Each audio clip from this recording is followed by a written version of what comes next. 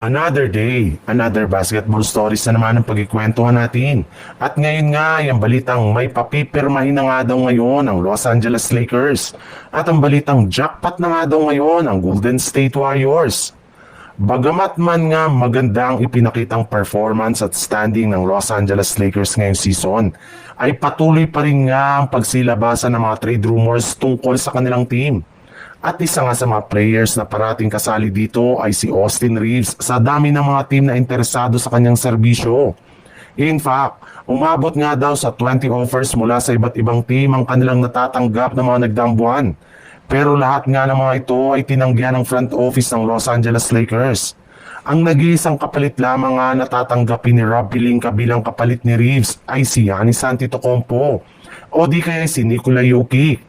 And since nga pareho tong hindi available, ay wala na nga silang balak pa na i-trade si Austin Reeves.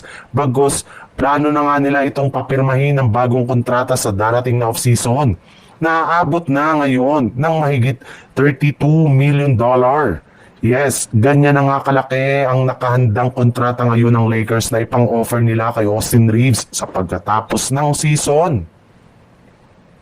Sa ibang balita naman, nagawa nga na maipanalo ng Golden State Warriors sa kanilang game ngayong araw laban sa New Orleans Pelicans sa score na 104-96. Kahit man nga masyado silang nahirapan na ma-maintain ang kanilang kalamangan sa kabuuan ng kanilang laban, ay nagawa pa rin naman nga nila dito na manalo. Salamat sa pag-step up ng kanilang mga natitirang players sa pangunguna nila Jimmy Butler na gumawa ng 24 points at Brandon Podziemski na nagtala ng 15 points.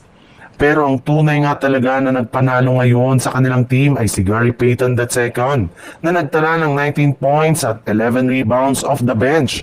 Kasama na dyan ang kanyang sunod-sunod na crucial shots sa huling mga minuto ng fourth quarter na siyang nag-seal ng kanilang panalo. Literal nga na siyang bumuhat sa opensa dito ng Golden State Warriors. Bukod rin nga sa kanya ay naging malaking tulong rin naman nga ang depensa ni Draymond Green para makontain si Zion Williamson sa crucial moment ng kanilang laban.